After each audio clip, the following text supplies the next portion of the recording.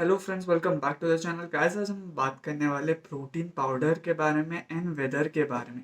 क्या हमें समर में प्रोटीन पाउडर लेना चाहिए, प्रोटीन शेक लेना चाहिए कि नहीं, या सीजन देख के हमें अपने प्रोटीन पाउडर के या प्रोटीन शेक के इंटेक को चेंज करना चाहिए। ये सारी प्रॉब्लम्स लोगों के बॉडी में होती है कि समर्स में प्रोटीन पाउडर लेने से हीट पैदा होता है उनके बॉडीज में, पिंपल्स आने शुरू हो जाते हैं और एक्ने की भी प्रॉब्लम्स। तो क्या इसमें कोई रिलेशन है कि समर्स में प्रोटीन पाउडर या प्रोटीन शेक लेने की? तो चलिए जानते हैं इस वीडियो में सारी डिटेल्स। बट इस वीडियो को शुरू करने से पहले अगर आप इस चैनल पे नए हैं तो इस चैनल को सब्सक्राइब करें और उस बेल आइकन को ज़रूर दबाएं ताकि आप कभी भी मेरे फ्यूचर वीडियोस को मिस नहीं करेंगे। और अगर आपने मुझे अभी तक इंस्टाग्राम पे फॉलो नहीं किया है तो आप मुझे इंस्टाग्राम पे भी फॉलो कर सकते हैं। सो गाइस, सबसे पहली बात आती है कि ये प्रोटीन है। सो कोई फ़र्क नहीं पड़ता कि समर्स है या विंटर्स है, हमारे बॉडी को पूरे साल प्रोटीन की इंटेक की ज़रूरत पड़ती है। अब जब मैं प्रोटीन कह रहा हूँ तो इसका मतलब है मैक्रो न्यूट्रिएंट प्रोटीन।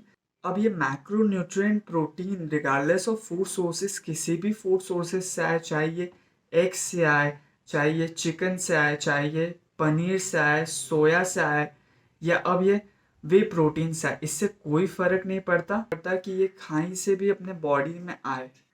पूरे साल हमें प्रोटीन मैक्रो न्यूट्रिएंट की ज़रूरत पड़ती है। अब बेसिक साइंस ये है कि आपका जो मसल का बिल्डिंग ब्लॉक है वो अमीनो एसिड्स है, यानी कि प्रोटीन है। अगर वही आप लेना बंद कर देंगे तो आपका जो मसल गेन कर रखा है या करना चाहते वो नहीं कर पाएंगे, क्योंकि आपका मसल ही नहीं बिल्ड करेगा, क्योंकि मसल बनेगा ही नहीं प्रोटीन के आओ बाव में। तो पूरे साल हमें प्रोटीन लेना चाहिए, चाहे कोई भी महीना हो या कोई भी सीज़न हो। अब मैं आपको एक एग्जांपल के तौर पे समझाता हूँ। सपोज हमारे बाबू भैया है, तो बाबू भैया का वेट है 80 किलोग्राम्स का। तो पूरे दिन भर में उनको 180 ग्राम्स की प्रोटीन की डेली रिक्वायरमेंट्स है। तो विंटर हो या समर हो कोई फ़र्क नहीं पड़ता, उनकी बॉडी की जो रिक्वायरमेंट्स है उस मसल मास को मेंटेन करने के लिए या बिल्ड करने के लिए वो उतनी ही रहेगी। कोई भी चेंजेस नहीं होती है बॉडी में रिक्वायरमेंट वाइज बॉडी के लिए मैक्रोन्यूट्रिएंट्स की। सो कोई भी महीना हो आपको खाना तो खाना ही पड़ेगा एनर्जी को स्टोर करने के लिए या मसल मास को मेंटेन करने के लिए।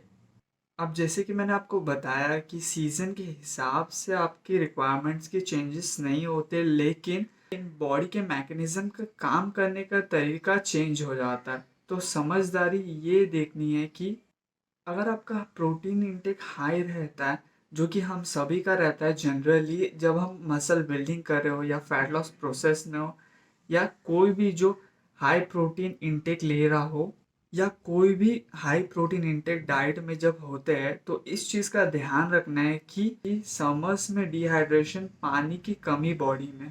अब नेचुरल डिहाइड्रेशन तो होती है ज़रूर, बॉडी के हाई टेम्परेचर के वजह से स्वेटिंग भी होती है और हमें थर्स्टी भी फील होते हैं हम सब।